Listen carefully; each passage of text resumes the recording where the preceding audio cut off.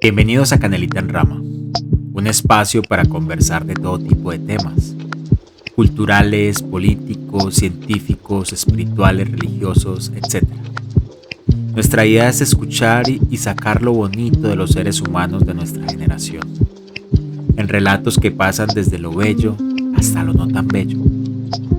Canelita en Rama es un lugar para escucharnos, simplemente para escucharnos. ¿Cómo están? Venimos este 2026 con mucha alegría. Ya comenzamos un año muy valioso que nos va a traer personas maravillosas y vamos a estar conversando con ellas y vamos a estar aprendiendo de todo, de toda su vida, de su labor, de lo que realizan, de cómo mueven el mundo. Entonces yo estoy muy contento porque hoy voy a comenzar este 2026 con una persona muy bonita del territorio. Él vive en un lugar que se llama Peñas Blancas, en La Estrella, Antioquia, Colombia, y vamos a estar conversando con él. Él tiene el gran nombre de Fred. Fred Moncada. Fred Moncada. ¿Cómo estás, Fred? Jonathan, muy bien, hermano. Bueno, la propuesta es conocerlo. ¿Quién es Fred? ¿Dónde nació usted, por ejemplo? Yo nazco en Medellín, soy el mayor de 4 hermanos, de una familia que yo siempre he descrito de funcional, completamente disfuncional. Ok. ¿En qué lugar de Medellín naciste? El tradicional lugar del buen antioqueño. Vale. El Hospital Luz Castro de Gutiérrez, el Hospital General. Ok. Listo. Viví mucho tiempo en Aranjuez. En Aranjuez viví hasta que tenía más o menos 8 años. Como no teníamos casa propia, entonces en el 86 más o menos llegamos a Sabaneta. En Sabaneta estuvimos un año, en lo que ahora es cerca ahí a la entrada de lo que es ahora la unidad Loma Linda, a una cuadra del parque. Cuidé carros en el parque de Sabaneta, conocí al padre Arcila de Sabaneta, que es uno de los grandes referentes religiosos de allá. Luego de Sabaneta nos venimos para La Estrella. Okay. ¿Para La Estrella en qué parte? En lo que es ahora la unidad industrial Sierra Morena. Ah, estuviste en Sierra Morena. Las bodegas que había en ese tiempo, eso se llamaba, la finca se llamaba Pinar del Río. Vale. E inclusive las bodegas todavía conservan ese nombre. De ahí salimos, ahí vivimos un año, estudié un año también en el Colegio Fe y Alegría y de la Inmaculada. Fe y Alegría, qué maravilla. Luego de ahí pasamos a vivir a San José, en La Estrella, que son los límites comprados. Inclusive la vereda, una parte es de La Estrella y la otra parte es de Medellín. Ah, sí. Porque la vereda es así, entonces. Sí, señor. Se parte. Ahí ya viví 9 años. Bastante. Sí, 9 años. Ya nos vinimos para acá en el 97 y llegamos a vivir a Calle Vieja. Y ya en Calle Vieja, como era siempre viviendo en casas arrendadas, de un lado para el otro. Vivimos en la Inmaculada, vivimos en la Carrilera, vivimos en la Playita, Vegas del Río. O sea que estuvieron rotando sí, de lugar en lugar, pero siempre en el sur. Siempre en el sur, siempre en el sur. ¿Cómo le parece a usted, por ejemplo, la vida en el sur? Jonathan, debido pues, a la experiencia acá, creo que los municipios en los cuales llegué a residir marcaron también mucho de esa asocio. ¿Cómo vamos? Los interrumpí. Tranquilo. Tranquilo, mijo. Mucha de esa trayectoria, o de lo que me gusta hacer hoy, partes de eso, porque en los territorios donde llegamos, debido a las situaciones que vivía mi familia, fuimos o recibimos apoyo de muchas otras personas. Vale. Inclusive por eso en algún momento mi decisión de vida, cuando tuve la oportunidad de poder decidir sobre qué estudiar, mi inclinación siempre había sido el trabajo social. Ok. Pero todo lo que conlleva y que el nombre en sí abarca demasiadas cosas. Y entonces yo decía, es que eso es lo que me gusta, el trabajo social. Vale. Cuando yo ingreso a la Escuela de Formación Ciudadana, la segunda corte que tenía la Alcaldía de La Estrella, de Desarrollo Comunitario, a nosotros nos hacen el último encuentro era con varios panelistas. El último panelista de ellos era la clase que nosotros decíamos la más tediosa de todas. Que nosotros empezábamos ese día a las 8 de la mañana Sí. y íbamos hasta las 5 de la tarde. Y la clase de las 4 de la tarde era conformación del Estado. Nosotros dijimos, ese tema tan pesado, ya a esa hora ya uno bien cansado. Sí. El caso es que nos dieron, el expositor ese día empieza con el tema y nosotros a estar cada vez más encarretados. Y nos dimos cuenta, por ejemplo, de cosas como uno dice, venga, yo estoy metido en lo social, tengo contacto con la comunidad, pero también con la alcaldía o con la gobernación. Y si yo tengo este desconocimiento del Estado, ¿qué diremos de los demás? Claro, ahí está. Entonces yo siempre les he dicho a mis amigos de manera coloquial que yo siempre estuve en esa línea entre trabajo social y abogado. Estaba ahí en ese medio y era esa indecisión. Esa clase ese día es como si ese panelista hubiera Hubiera cogido. hecho un boom en la cabeza. Yo lo escribo más coloquialmente. Me pegó una patada que me mandó directamente para el derecho. Porque a través del derecho también puedo hacer mucha labor social. Claro. ¿Cierto? Bueno, termino inclinándome por el derecho. Pero volviendo pues a lo que era mi vida, cuando yo empiezo ya a trabajar, empiezo también a padecer otro tipo de cosas. Y una de ellas es, yo soy alcohólico. Ok. Yo llevo 20 años ya Sobrio. sin tomarme un trago de licor. Estuve como 2 meses en el programa de Alcohólicos Anónimos. Y eso me llevó casi a la calle. Yo tuve que, digamos, por ejemplo, en esa época, como tenía la mentalidad que tenemos muchos en algunas épocas de la vida, es trabajar para sobrevivir. Entonces trabajé construcción, trabajé la fibra de vidrio, trabajé en los talleres de fundición, cogí café, trabajé en cultivos de tomate, de habichuela, de pepino, trabajé con caballos, trabajé de mesero, de bartender. ¿Cierto? Entonces, era lo que saliera, sí. Porque de todas formas a la casa había que llevar algo, ¿cierto? Y además era el mayor de 4 hermanos. Entonces tuve que empezar a dejar de lado muchas de mis cosas. Y al ir dejando muchas de mis cosas. ¿Y a los cuántos años, Fred, empezaste a trabajar? ¿Desde muy temprana edad? Sí, que yo recuerdo que yo empecé a trabajar cuando nosotros vivíamos en San José. Vale. E inclusive empecé a trabajar en lo que hoy se conoce como el Colegio Luis Amigo de la Estrella. Sí, en ese tiempo se llamaba Seminario de los Capuchinos. Ya. Se le conocía así. Así lo conocemos nosotros. Exacto. El Seminario de los Capuchinos. El Seminario de los Capuchinos empieza a sembrar café. Y yo recuerdo que yo salía de la escuela y me iba para allá a coger café. Vale. Los fines de semana, con lo que nos pagaban, aportaba en mi casa, o cuando de pronto no había para coger café, creo que tuve que enfrentar una de las situaciones más incómodas de mi vida, que la misma me ayudaron a formarme o a tener una percepción respecto a otras cosas, y fue, yo me iba para la Estrella, para el parque. Para esa época el bus todavía pasaba por toda la mitad del Parque de la Estrella. Vale. Y paraba donde hoy es al frente del acopio de los taxis. Entonces yo salía de mi casa desde San José y yo salía siempre. Antes de irme miraba qué faltaba, le decía a mi mamá qué falta. Entonces, por ejemplo, mi mamá me decía, hay que traer galletas, o si le alcanza, traiga también maíz, panela, alguna cosa, ¿cierto? Nosotros éramos 4 hijos para ese momento. Vivíamos en una finca en la que no pagábamos arriendo, pero por el trabajo que se hacía tampoco nos pagaban nada. Vale.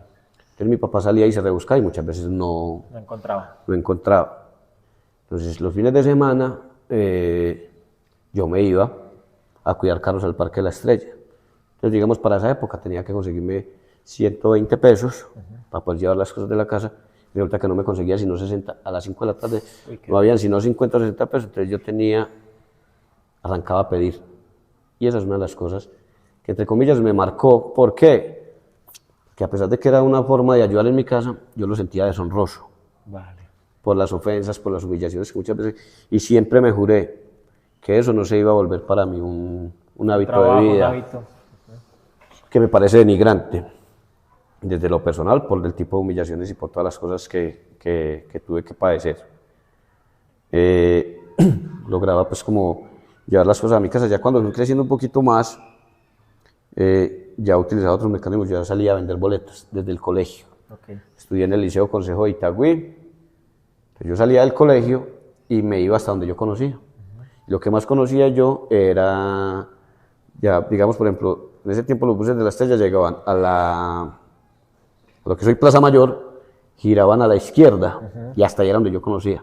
Okay. El centro como O sea, que en pleno, exacto ahí. Entonces yo empezaba a venirme desde allá. Sí. Entonces digamos, por ejemplo, el lunes y llegaba me iba por una acera vendiendo en los negocios, al que eran los paraderos. En ese tiempo era la boleta de 100 pesos y el premio mayor era una garrafa y un pollo asado. Entonces digamos, muchas veces me pasaba que el lunes vendía las 100 boletas. Y no había alcanzado a llegar sino hasta el zoológico.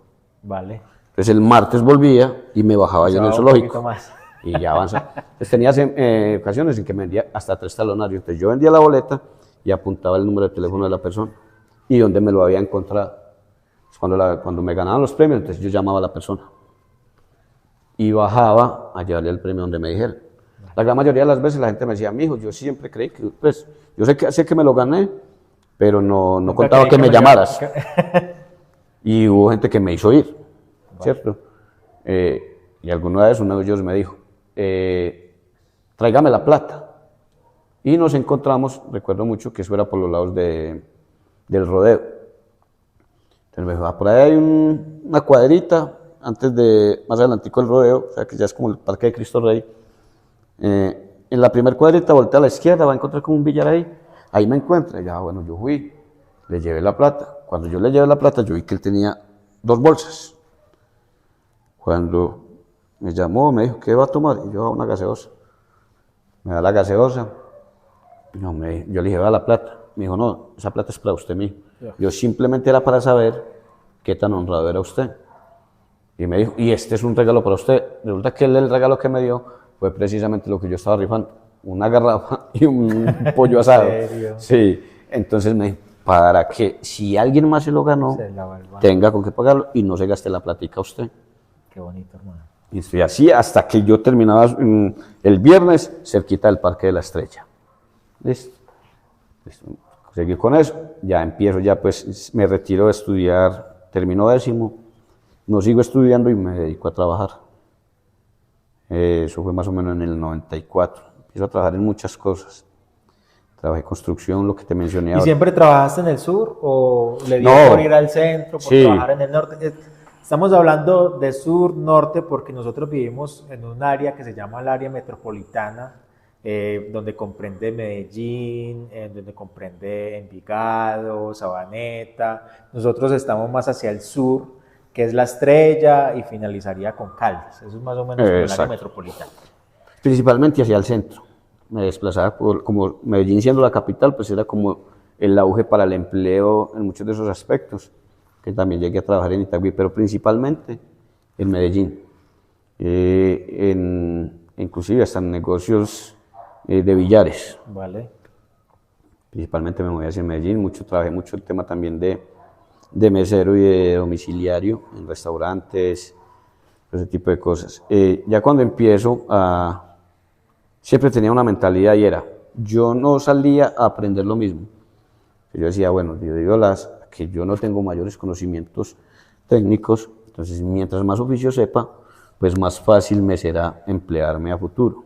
Entonces salía, hombre, que termine construcción, entonces salía a buscar otra cosa que no fuera construcción. Sí. Entonces llegué a ser cotero, pero no cotero, aunque hice las dos.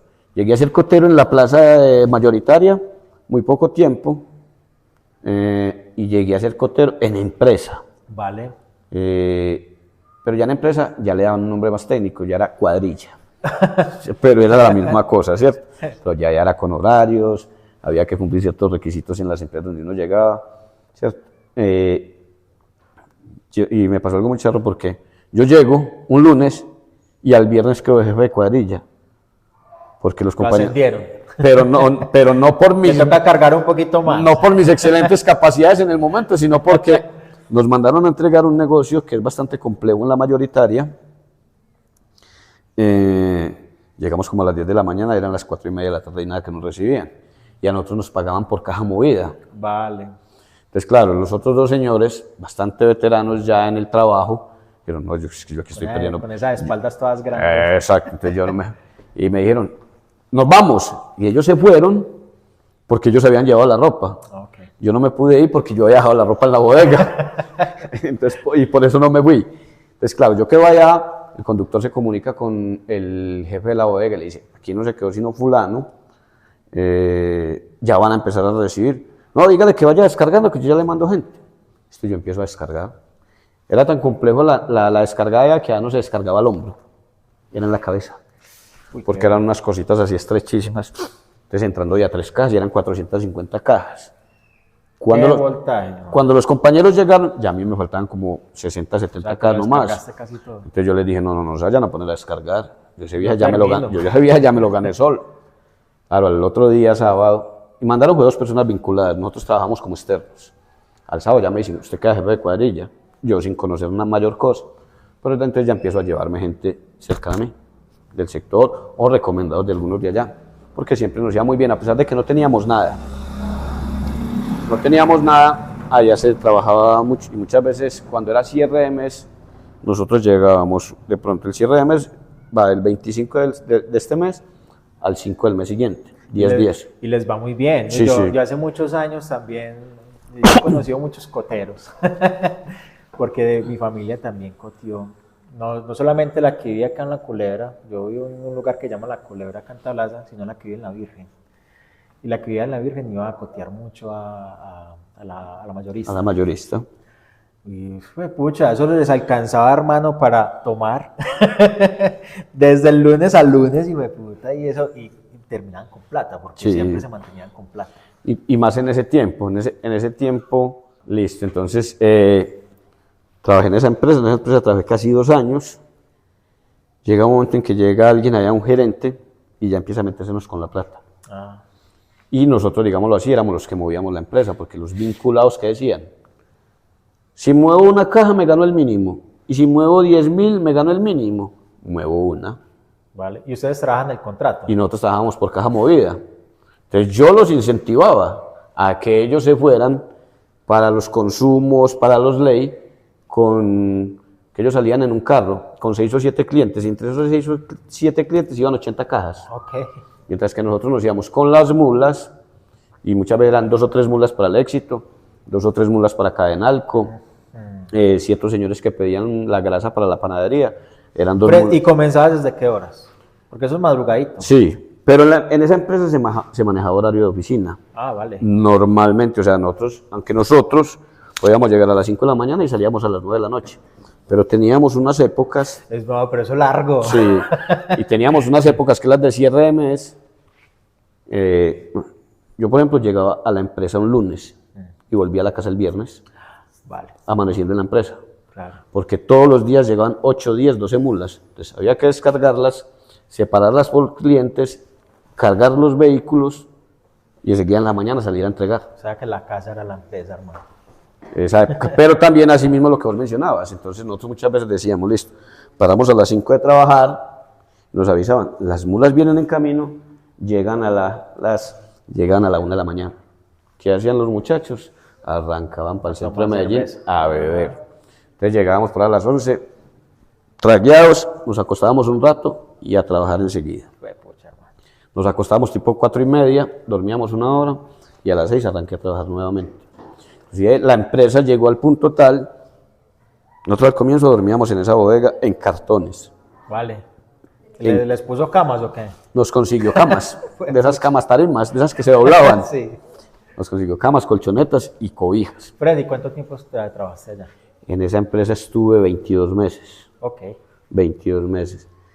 Ya salgo de allá, eso fue más o menos 2000, 2001, vuelvo a la construcción, me empecé a trabajar construcción y luego empiezo a trabajar, inclusive trabajé, para ese tiempo no, eso fue 2 años después, luego trabajé como 2 años también con el tema de los caballos, que les cogí harta pereza por eso. O sea, los caballos son muy lindos y todo, pero el tema de ir a cuidarlos y todo eso... Y por acá caí hartas caballerizas. Por eso, no, yo le cogí pereza a eso, aunque agradezco, porque eso, digámoslo así, como decimos coloquialmente, comí un tiempo. Vale. Ya después salgo, 2003 más o menos, trabajo en Fibratorio. ¿Trabajaste en Fibratorio? Sí, ahí fue donde aprendí el tema de la fibra de vidrio. Persona que se conozca, o sea, en Tablaza ha habido 2 empresas insignia, que es la fábrica de cartón Corrumé Corrumet y Fibrator. y Fibratore. Yo también conocí muchas personas que trabajaron en Fibrator y Corrumé. Desafortunadamente, pues ya Fibrator no está, aunque aquí hay como un apéndice Una, de esa una Fibrator. pequeña sucursal de... Exacto, sí. Sí, aquí hay una empresa en Peñablanca que trabaja Exacto. fibra. Con ellos trabajé como 6 meses nomás. Vale. Como 6 meses, pero aprendí... con la persona que me tocó a mí, ese señor, muy buen maestro. Muy buen maestro. Inclusive ahí se decían que supuestamente uno empezaban a permitirle para empezar a vaciar a los 6 meses. Ok, Y yo al mes ya estaba vaciando. vale. El señor desde el comienzo lo enrolaba a uno con el tema. Inclusive él salía a vacaciones finalizando diciembre. Había que hacer una entrega de un pedido bastante urgente. Y pues, yo tuve la osadía de decir, venga, yo lo hago. Se rieron, pero lo último tuvieron que aceptar. ¿Por qué? Porque no había quien más lo hiciera. Porque los otros oficiales están ya muy comprometidos también con pedidos para esa misma empresa.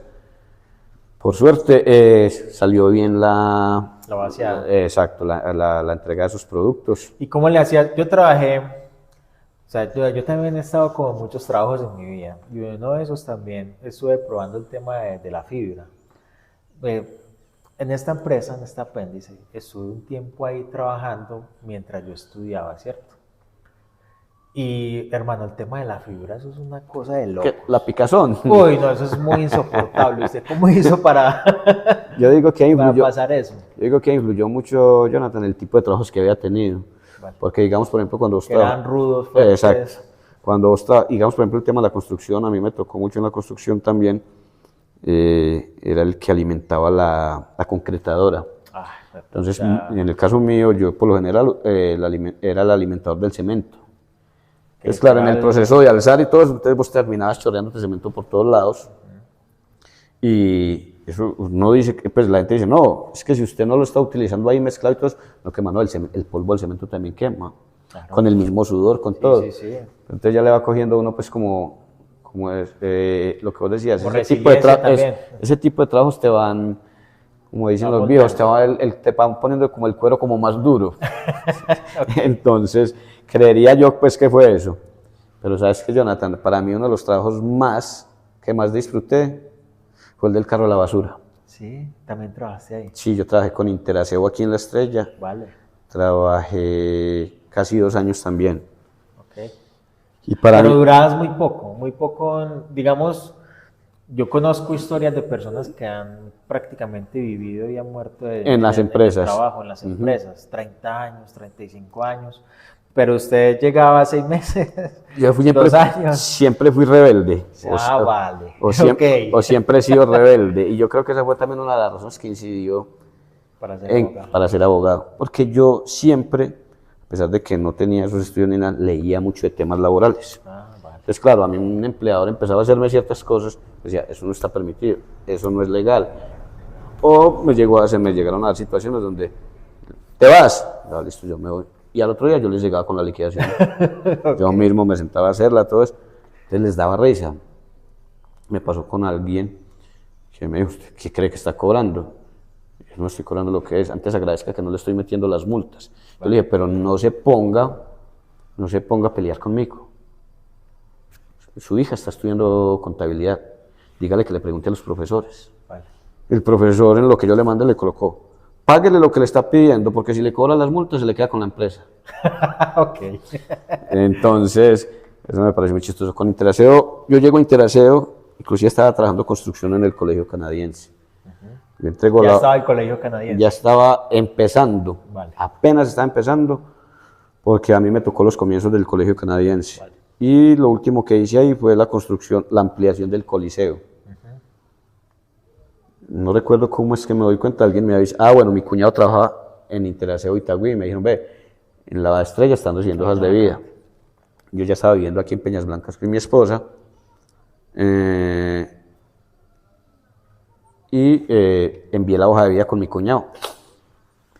Estaba yo trabajando construcción allá, cuando me llaman mi esposa, llamaron de Interaseo, que si puedes ir a una entrevista mañana.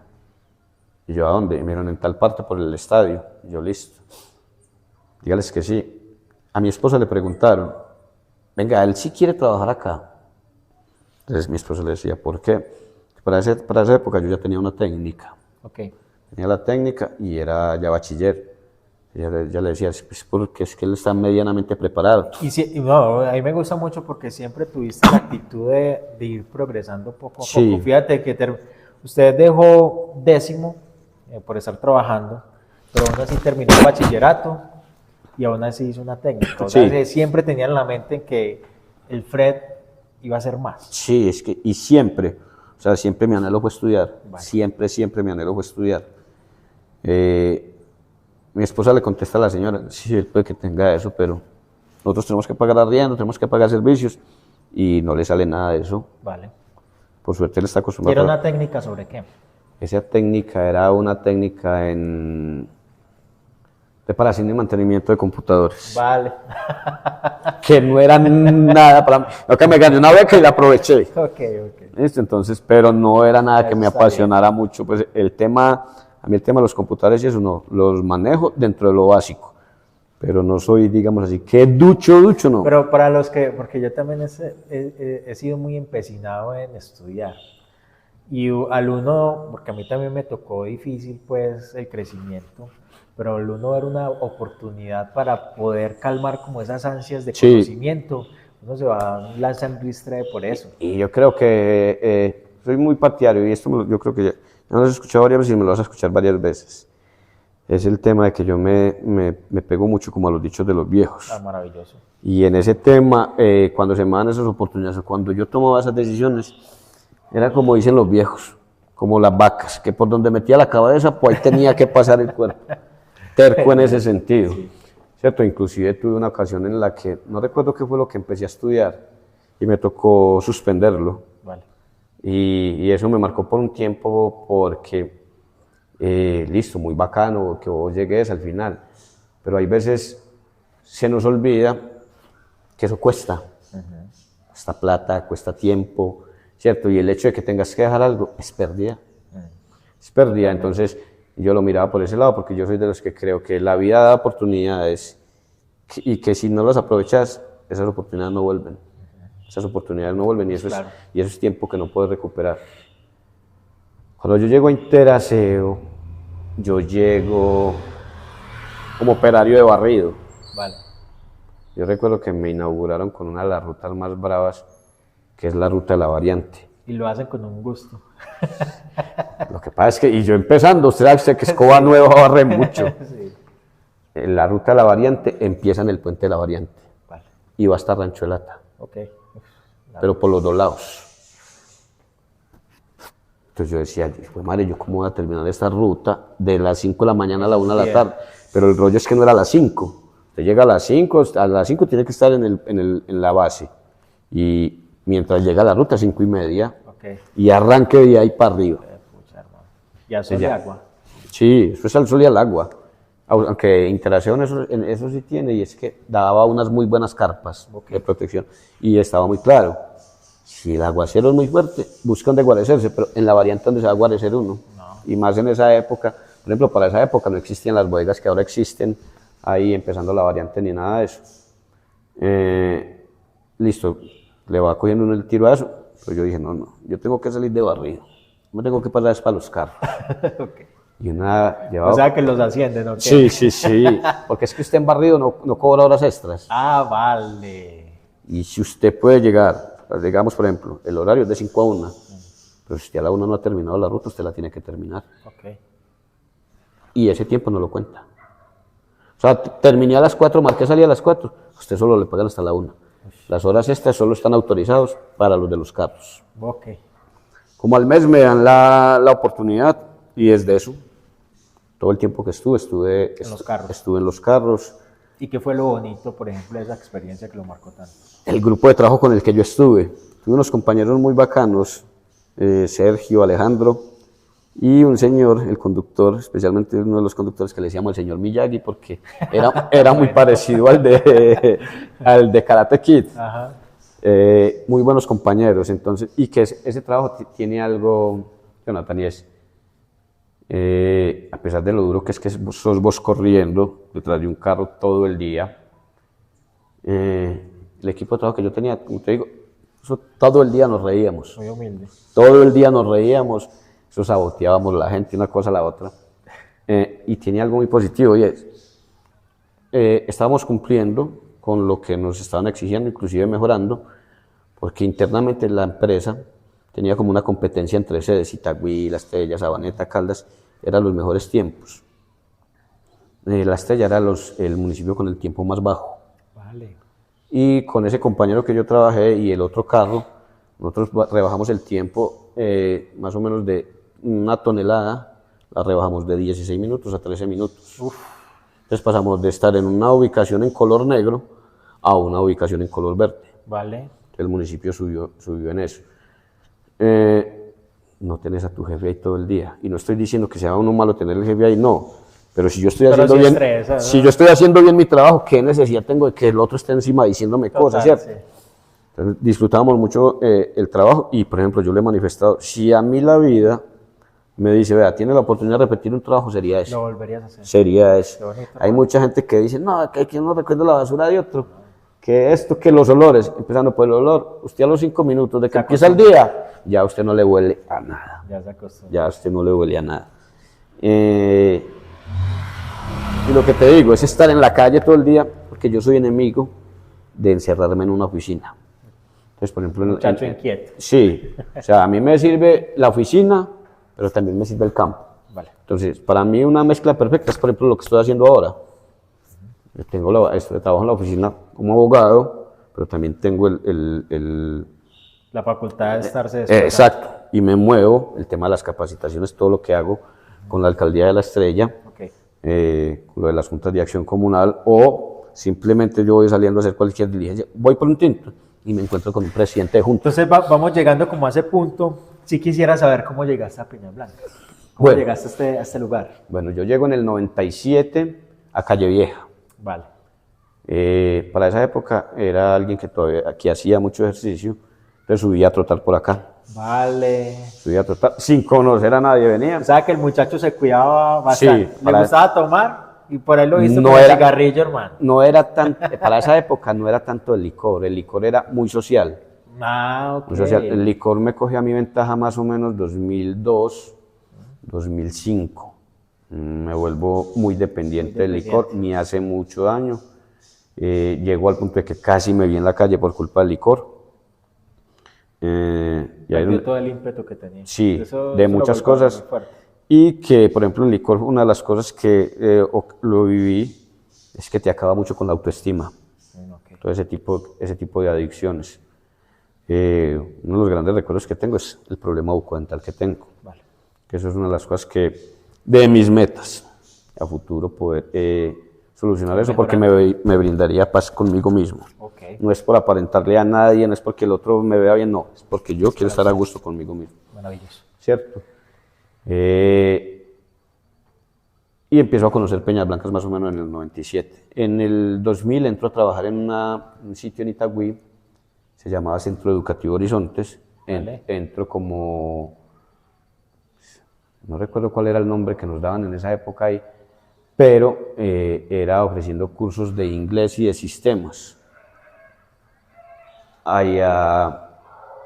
Allá duró como 2 años y allá conozco a quienes, o sea, de verdad pude tratar, ya la distinguía, pero conozco a quienes soy mi Enseñó la esposa. esposa. Sí, nos conocemos, nos ennoviamos, tuvimos un noviazgo de más o menos 6 años, Vale.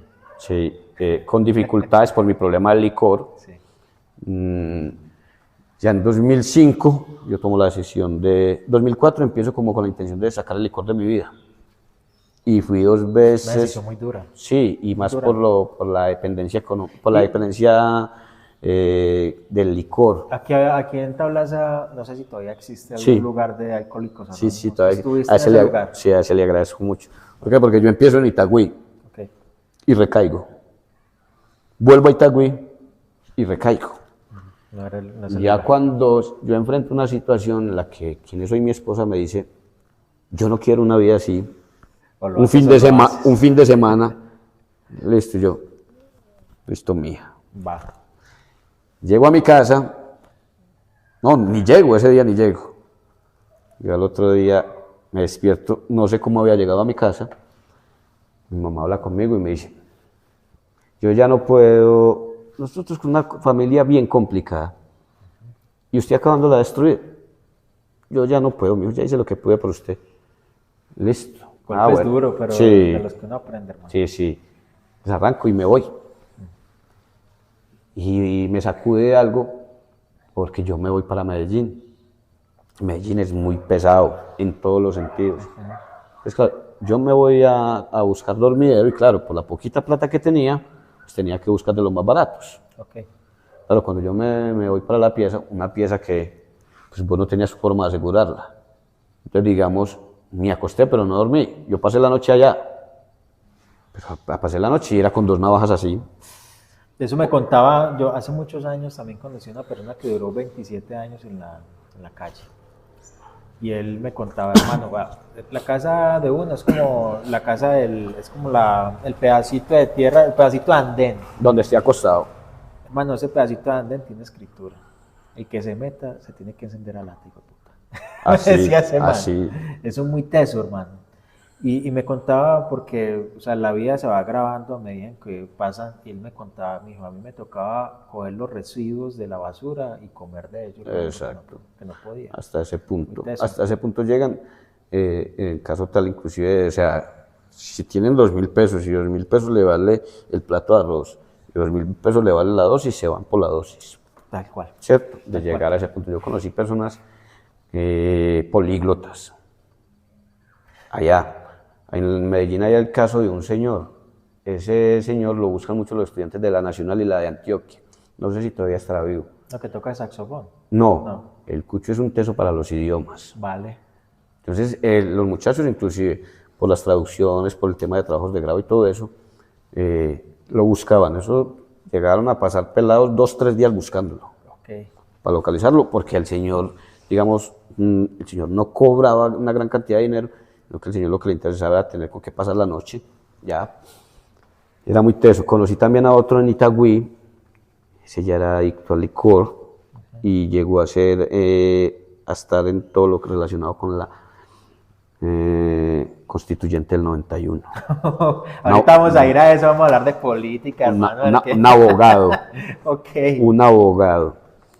Entonces, dice uno que, o sea, los vicios a donde te llevan muchas veces, y muchas veces no es ni siquiera el mismo vicio, sino esos demonios internos que tenés. O sea, aparte de todo lo que yo hago, o sea, no es porque sí. Yo tuve más o menos 4 años de depresión, hermano. Y en esos 4 años de depresión, pues, y ya lo hemos hablado también en las entrevistas y en todo lo que yo realizo, uno busca los lugares donde colgarse. Sí, Eso es total. algo muy teso, hermano.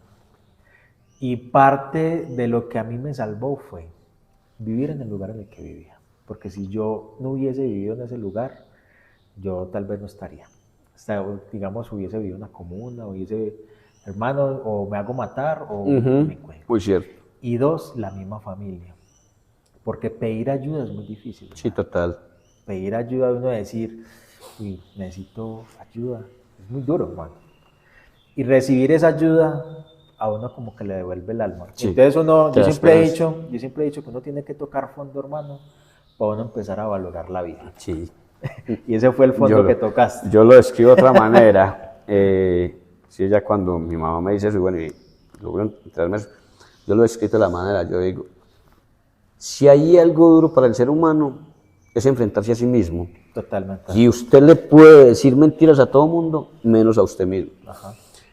Entonces yo siempre he descrito mi proceso como, venga, fui acusado, fui juez, fui abogado defensor, fui abogado acusador, fui jurado, fui testigo, fui condenado y me salvé. Maravilloso. ¿Cierto? Yo siempre lo he descrito de esa manera. Todo lo que tiene que vivir uno en ese proceso, porque, listo, ya cuando decidís y aceptás que tenés un problema y aceptás que le estás jodiendo la vida a otros, entonces todas esas cargas empiezan y eso empieza a romper, a romper, a romper. Estos días hablaba un tema con mi esposa y hablábamos del tema de romperse. Y yo le dije, a mí no me da miedo romperme, porque ya aprendí. El miedo para mí no es romperse, sino cómo empiezo a romperme, que es lo que verdaderamente duele. señor. ¿Cierto? Romperse como tal, no. ¿Cómo empiezo a romperme? Que esa es la parte más dura. Porque para el ser humano, independientemente de cualquier cosa, no hay nada más duro que enfrentarse a sí mismo. Total. No hay Total. nada más duro que Y la enfrentarse. mente o puede ser tu mayor aliado, tu peor enemigo. Sí, total. Pues si hay un tema con mi esposa que ella me dice, ¿por qué no buscas ayuda? Yo, que ese tema, no sé qué hay, que no he trabajado, Okay. pero sé que no lo quiero enfrentar, porque no sé qué hay interno, o mi subconsciente o mi consciente me dice, no vayas tan allá, porque de verdad se va a romper y ya no se va. Eso es algo, uno batalla, hermano. Y uno muchas veces va a tener como esos retos, porque yo muchos días, uno que se levanta y uno, a mí me gusta mucho informarme. Y uno dice, hijo de puta, pero mire cómo estamos, pero mira cómo estoy yo. Entonces la mente, por eso te digo, la mente uno lo va como acusando y uno se Total. va acusando hasta cuando menos piensa, hermano, ya está uno jodido. Sí, sí, muy cierto. Entonces yo siento que es un trabajo, yo todos los días, hermano, también me tengo que hacer un trabajo Sí, sí. y un lavado de cabeza y decirse palabras positivas de que, por ejemplo, en estos días estaba haciendo mi ruta de trabajo, no recuerdo cómo se llama. Y yo, hijo de puta, pero de todo lo que he hecho, hermano. Por ejemplo, usted aquí que me estaba contando de todos los trabajos en los que he estado, todos los procesos en que he vivido, hermano, eso a uno le da mucha alegría. Cuando uno se da cuenta, hijo de pucha, yo en todo lo que he estado. Entonces yo siento que ahí se tiene que ir uno. Primero quererse uno. Sí. Mano, usted es importante, mi hijo, quiérase. Usted nadie se lo va a decir, dígaselo usted mismo. En estos días le decía a un amigo, él me decía, si yo no sé qué hacer, y yo, socio, yo se lo dije hace rato. Muy bacano uno estar en ciertos espacios, pero uno tiene que darse cuenta cuando esos espacios no lo construyen a uno. Eso es. Y uno tiene que tomar decisiones, pero en esas decisiones que uno tiene que tomar, hay que ir soltando cosas que usted siempre ha creído que son buenas para usted, pero que cuando usted se aleja de esa zona de confort, cuando usted se aleja de esas comodidades, de ese entorno seguro, usted se da cuenta que usted lo único que estaba haciendo será daño y de verdad empieza a construirse. El caso fue que le dije eso, no me ha contestado nada hasta el momento, no sé si le gustó, no sé, pero se lo dije de corazón porque es una persona que aprecio y debido a mis propias experiencias. Entonces te sigo contando lo del licor. Vale. Yo llego a Itagüí, ¿por qué decidí siempre seguir con Alcohólicos Anónimos? Porque en Itagüí escuché algo. Yo entro al segundo piso, quedaba al frente de lo que hoy es Tania, al frente. La primera vez entro, llego hasta la puerta y me devuelvo. El susto también. La segunda vez entro, me devuelvo. Y a la tercera sí entré. Cuando ellos dicen algo muy positivo. ¿Qué profesiones hay aquí? Abogado, ingeniero, arquitecto. Yo pensando, yo coteo. Qué locura. Y yo pensando, yo coteo. Cuando llega y dice el man algo muy positivo. Nada de eso. Las profesiones quedaron ahí en la puerta. Aquí lo que importa son las personas. Aquí hay alcohólicos. Entonces eso me marcó, enseguida me marca también cuando dicen, no dependemos del gobierno, no recibimos ayuda del municipio, ni de la gobernación, ni nadie. Por eso utilizamos este sombrerito, que con el aporte de cada uno, compramos el tintico, la aromática, hacemos el aseo, pagamos arriendo. ¿Cierto? Entonces, listo. Pero aún así, vuelvo y decaigo. Okay. Ya vivía yo en Tablaza, en la playita. ¿También viviste en la playita? Sí, vale. Ahí viví poco más de un año y conocí a una persona que se ha vuelto muy especial para mí, que es Felipe, el padrino de matrimonio. Yo llevaba ya viendo un tiempo y una vez se me acerca Felipe. Nos habíamos visto. Ese era todo el contacto que habíamos tenido. Yo estaba sentado fuera de mi casa cuando me dice, More, ¿qué hace? Pero no, aquí relajado. Pues uno sin camello, weón, ¿qué plata va a tener uno? Entonces, no, hágale, cámbiese, vámonos para allá tomando alguna cosita. Cuando me voy con él, entonces ahí es donde él se da cuenta que yo soy alcohólico. Claro, me tomé unos licores, unos tragos y me desordené. Entonces ya le empieza a ayudarme y empieza a hablar. A los pocos días resulta una vacía de plancha por ahí. Listo, yo sin trabajo, listo, me apunté. Cuando terminamos la vaciada de la plancha, el señor que que la estaba haciendo, saca 5 cajas de cerveza y empieza a destaparle a todo el mundo. Y yo ya llevaba 15 días sin tomar, pero por iniciativa propia, sin ir a Alcohólicos Anónimos. Cuando yo le dije, no hermano, es que yo estoy procurando no tomar. El hermano se quedó mirándome. Cuando trata le sirve a todo el mundo, nos sirve en el sancochito. Y al rato se me acerca y me dice, ¿gaseosita? Y yo, sí, sí. Me dijo, ¿vos no bebes? Y yo no estoy en el proceso. Yo soy alcohólico. Vale. Me dijo, dentro de 8 días, el sábado, celebro mi primer aniversario. Uf, qué teso. Y me dijo, me gustaría invitarte, que me acompañaras, para que también iniciaras de buena manera tu proceso. Listo, yo voy al aniversario del hombre. Inclusive, siempre que uno celebra un aniversario dentro de Alcohólicos Anónimos, uno entrega esa vela a quien quiere que uno siga en el proceso. Vale. Y él me la entregó a mí. Okay. Esa vela todavía la tengo. Okay. Y eso fue 2005.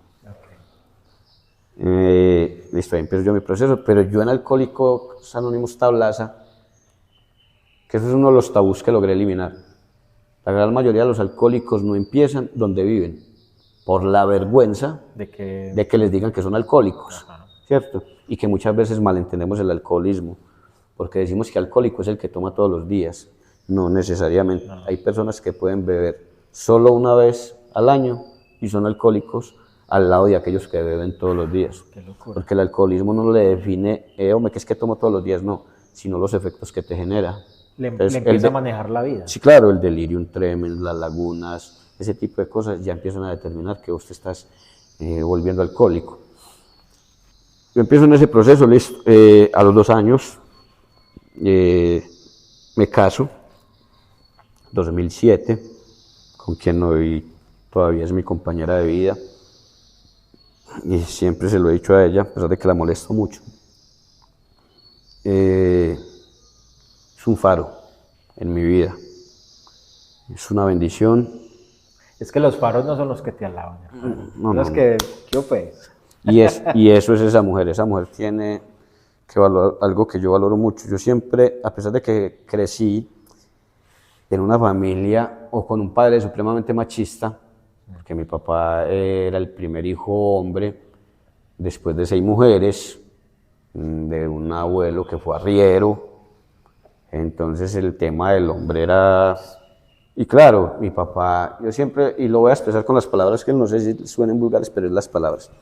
Mi papá cuando estaba en sano juicio, que esa es la herencia que yo guardo de él, nos decía, el hombre vale por su palabra, ¿cierto? Su palabra siempre tiene que valer más que una firma en un papel. Yo mi papá, hermano.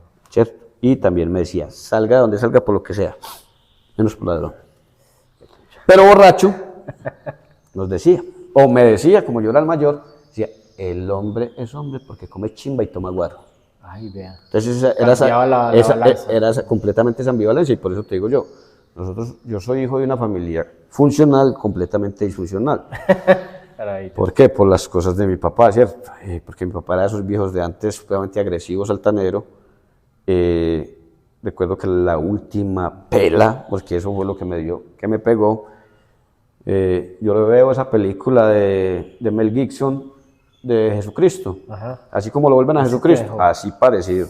Me bajó de un palo de naranjas con una rama por ahí así de alta, un chamizo de naranjo, pero de naranjo agrio, con unas puntas por ahí así. Y eso por donde pasaba, dejaba el corte. Ay, pues, pucha, hermano. Entonces, esa fue la última pela que me pegó, y ese día también le dije, usted me vuelve a maltratar, me vuelve a pegar así, y me voy para bienestar familiar. Santo remedio. Sí, tenía 11 años. Y desde ese día no me volvió a tocar. Inclusive tuve una situación, esa es una de las cosas también que me marcó. ¿Papá todavía vive? No, papá falleció en el 2010. Vale. Fallece estaba trabajando yo en Interaseo. Papá y yo fuimos enemigos porque por culpa del licor él llegaba a agredir a mi mamá. Entonces yo ya cuando tuve cierta edad decidí enfrentarlo, pero el rollo fue que no tuve que enfrentarlo solo a él, sino también a mis 2 hermanos. A mis 2 hermanos. Pucha, hermano.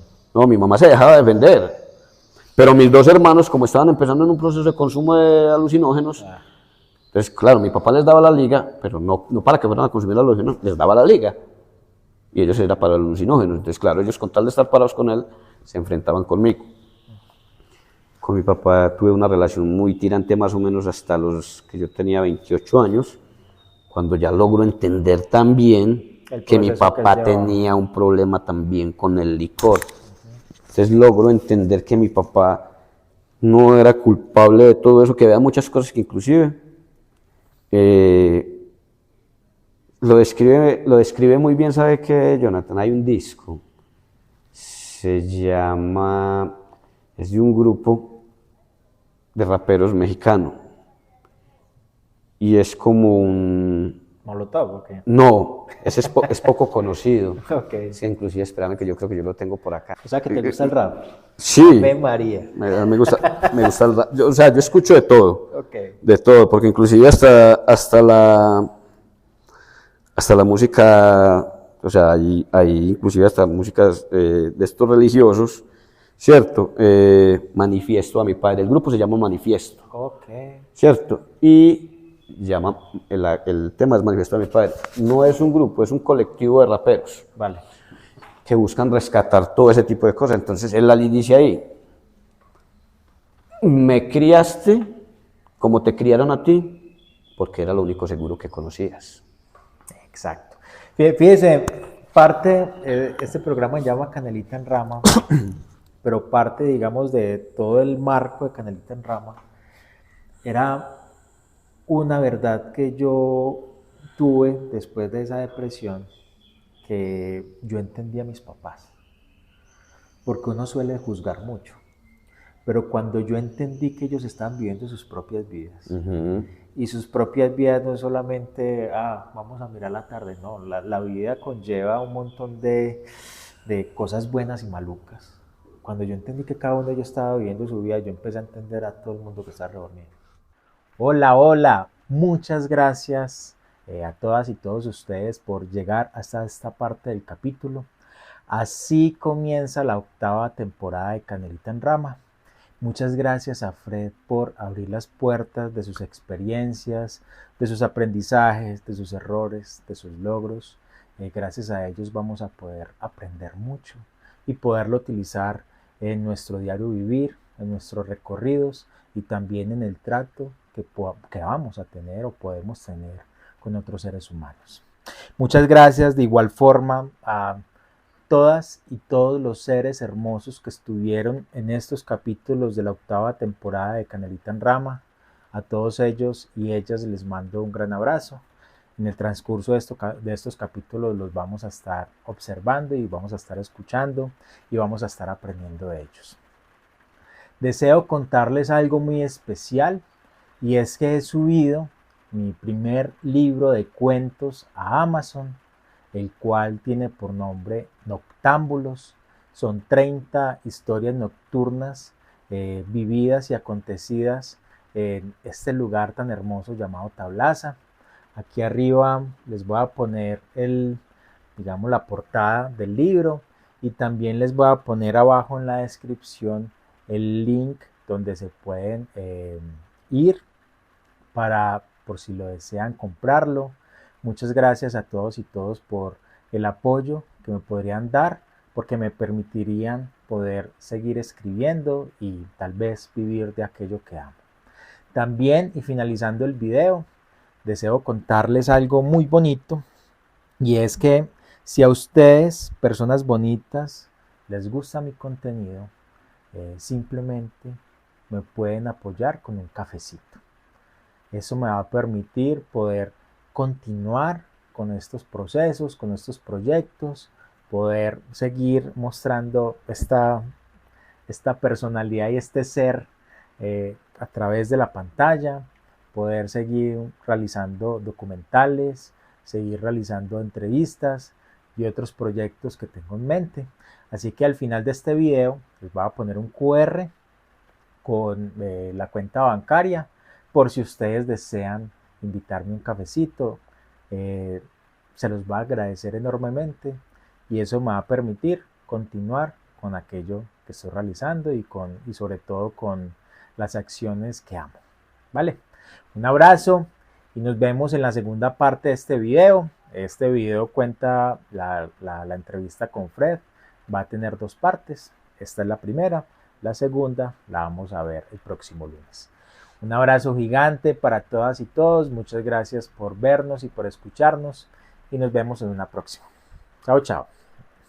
Canelita en Rama es una producción de Reflejos Producciones bajo la dirección de Jonathan Vélez.